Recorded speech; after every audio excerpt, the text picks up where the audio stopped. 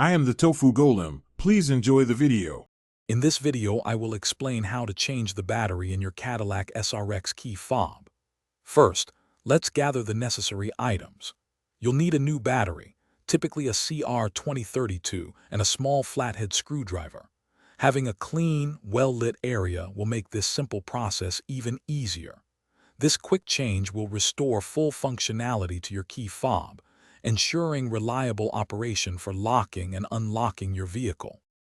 Now that you have your tools ready, it's time to open the key fob. Look for a small slot or indentation, usually on the side. Insert the tip of your small flathead screwdriver into this opening.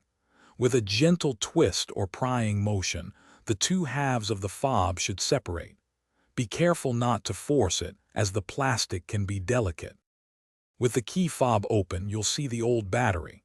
Take a moment to note its orientation, specifically which side is facing up. Gently remove the old battery from its slot. Now, take your new CR2032 battery and insert it with the positive side, usually marked with a plus sign, facing upwards. This ensures proper electrical contact. Almost done. Carefully align the two halves of your key fob.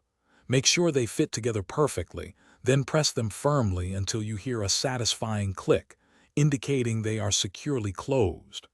Finally, take your newly reassembled key fob to your Cadillac SRX and test its lock and unlock functions to confirm everything is working correctly. Thanks for watching. Consider subscribing if we helped you today.